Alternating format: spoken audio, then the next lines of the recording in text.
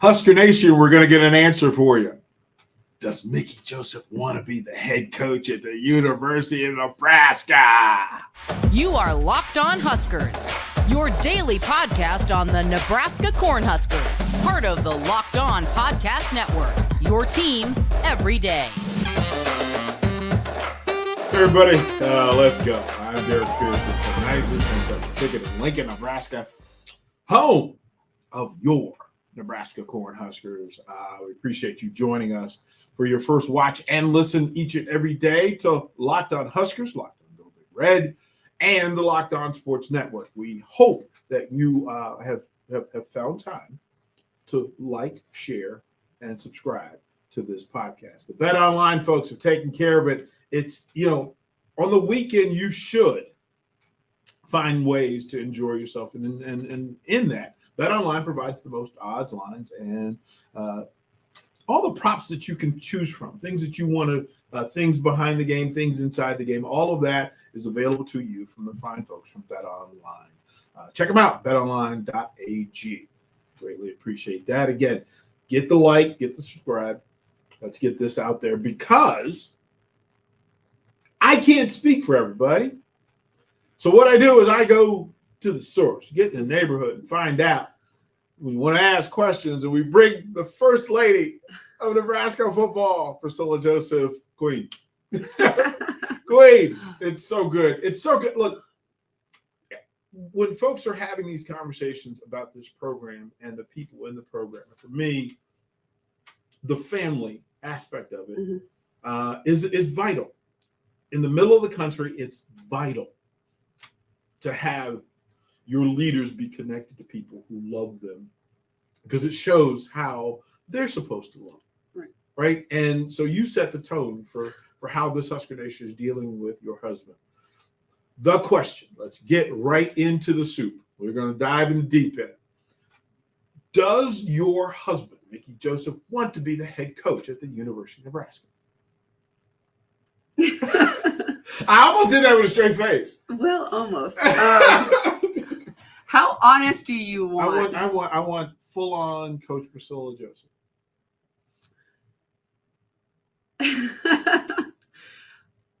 You have just given this man a job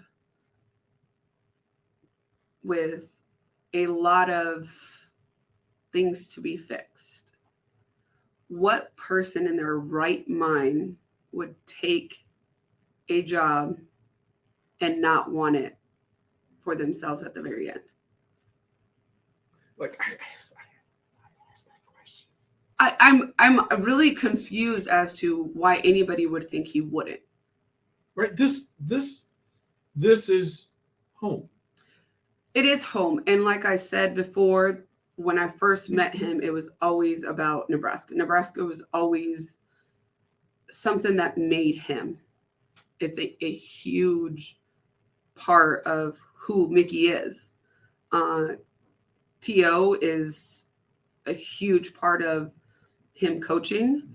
And it's really, honestly, disgusting that somebody would think that he wouldn't. Because this is a love story. It is a love story, but not only that, he's taken this job that, one, we were already not seeing him. Okay. Now my kids just think he's gone. If he's on TV. Yeah. Well, I mean, my son, anytime he sees football on TV, he goes, "Oh, there's Daddy." Maybe. But it's like, it's a huge sacrifice. And it really, the sacrifice isn't mine because I chose him to be my husband. My kids didn't get to choose who their dad is, right? So they're making the bigger sacrifice than anyone is. But Mickey, y'all are gonna have to take it away from him. Right, and it's not gonna be an easy win. And listen, this man is a very determined human being. He lives, breathes, eats football. And as much as he doesn't like the color red, he does bleed it. And all I have to say is good luck on trying to take it away from him. Through all of this stuff, right? Coming back here, from day one, there was a special purpose. Absolutely. To me, it seemed like the steps had already been ordered, right? Because he was brought in to oversee, change, evolve, redirect, recalibrate everything that was going on in the program within his reach. He was brought in to team up with Frost, to alumni, to change the atmosphere.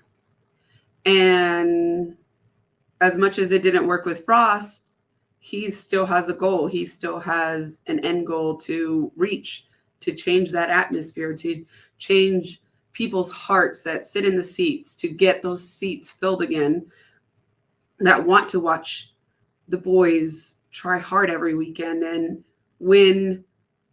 As much as we want them to win for us, we really want them to win for themselves first. Because if they win for themselves, then they win for everyone else. The other stuff takes care of itself. It does. And once that's back in place, and I mean, you can call me biased, but I can feel it. And we had the conversation before in another interview where we talked about the atmosphere that brewed in LSU. I got the chills coming through again. Right. But when you have that atmosphere changed, it's something that you can't really describe. And when I walk into that building, I mean, it's changing. And that's all I feel we can ask for. I'm going to ask you one question, a short question before we go to break, but how much work needs to be done? Can he get this done in a short period of time, in your mind? There's not much that Mickey can't do. But I think it will take time as to what he wants to accomplish. Mm-hmm. Now, what the university and fans want to see, I think that's he can get that done. I think he can win that. But what he wants to accomplish will take time. I like that. We'll put a pin there. Again, we'll say thank you to the folks at BetOnline for doing what they do, and we'll go to break and come right back.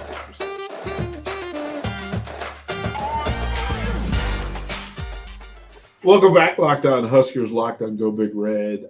We appreciate you folks, again, giving us the first listen, first watch every day. We're proud to bring this sort of content to you. It's an honor and a pleasure to sit with the First Lady of Nebraska football. And through all the stuff that's occurring, you as a coach, you've walked in. I've told people this. I've never been hired to a program that was in good standing. I always had to come in and clean up a program. Mm-hmm. You understand that. You walked into Huskers, I was like, we got some stuff to do. Is it fair to expect immediate results in those chaotic situations? I mean, I just want people to ask themselves, what did you ask from the previous coach, right? Mm-hmm. And what were you expecting at the end of the season? If what is brewing and what has gone on is better, then there's your answer. What do you see from the young people, from the players? You're around them, like you're Mama Joseph. What do you see from them that says, yeah, this is moving in the right direction? You know, I got to travel with them for the Rutgers game, and it was so much joy. Like, they were just so happy. And it's so funny because I always ask, like, how do you know all of their names? Now, and he'll tell me, he's like, I still don't know all of their names yet. Yeah. He's like, because it's a big roster. Yeah. He goes, but there's really only, like, I want to say maybe like a handful that he doesn't know. So just seeing, like, because I'm just used to seeing one position, obviously approach him, and then every other, like other Louisiana kids come up to him that play other positions. But now on that trip, seeing like the O-line and the D-line and just like having relationship, and they're just so big, and I'm like, oh my, and they just like look at Mickey, and one of them came up and hugged him, and I mean, he could have like threw him across his shoulder and just like walked, and I was like, he made you look so small, babe. Right. So, but seeing his relationship with players that aren't or weren't his, I should say, because now they're all his, right? It's special. And if you know Mickey Joseph, anybody that has been a part of any of his programs can tell you he is a player's coach. He doesn't want to just coach his kids. He wants to impact and be a part of everyone's life on the team. Like he will pull anyone, and he'll tell me, he's like, you know, the guys will walk by and kind of like peek in. He's like, guys can come in. And then once he says that, it's like 10 of them start coming into the room, and he's like, oh, I thought it was just one of you. And he's very contagious. And I don't blame people, but I mean, it's fun to be around him. He has a very good energy to be around him. So it's fun now watching all the other players get to be okay with wanting to be around him. And that's fun. And my kids enjoy, you know, like now they have 80 some or 90 some brothers and sisters instead of 18. Right. So it's fun. It's been a lot, but overall as a family, we're grateful, blessed. And I mean, only the one above can decide and tell us what's going to be our future. But right now it's. Is it safe to ask whether the plan is for him to be here another year, no matter what? Ultimately, we want to be here, right? We came here with wanting to be here for 3 years. That's how long our contract is. So yes, we want to be here. Whether this is a permanent, right? It's in the contract that he gets another year. Yes. No matter what. Another 2 years, because we're under a 3-year contract. So yes, we're supposed to be here for another 3 years. Yes, we want to be here. But at the same time, it's a business. And we, more than anyone, understand that. I understand more than anyone. I get it. I understand that sometimes it just doesn't work out that way. And we're okay with that. I'm okay with moving every year.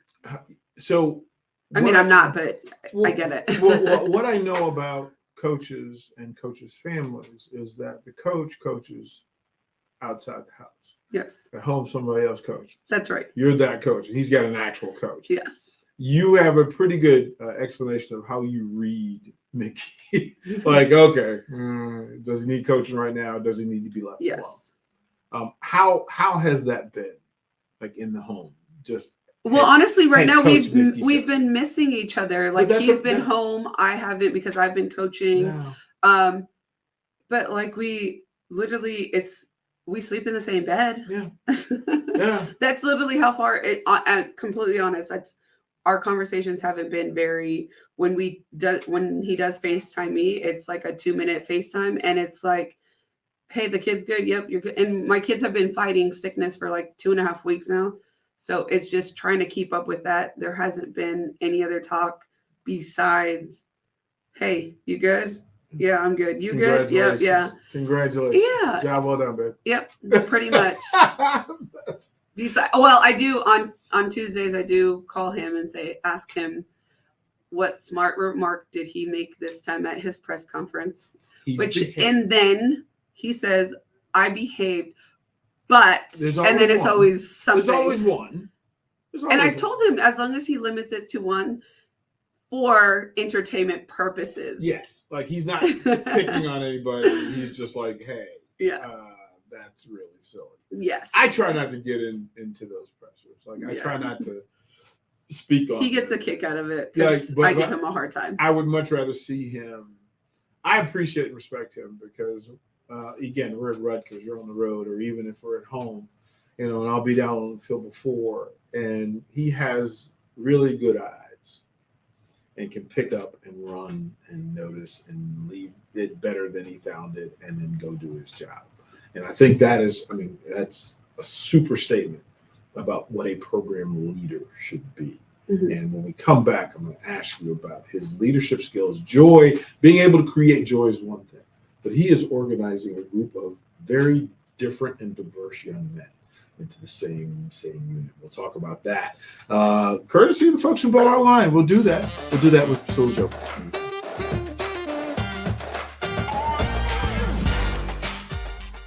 Welcome back. Locked On Huskers, Locked On Go Big Red. It has been enlightening. It's encouraging. It's funny to have football people around the country who reach out and know that I'm in this space. And to a person, they all say, every time I hear Mickey speak, I feel better about the program. That is a powerful, powerful statement that he's reaching a lot of people in a lot of spaces. What makes him the right person? Like I said, Nebraska's home, so a big piece of his heart is already here, and it's family to him, and creating a family environment is big.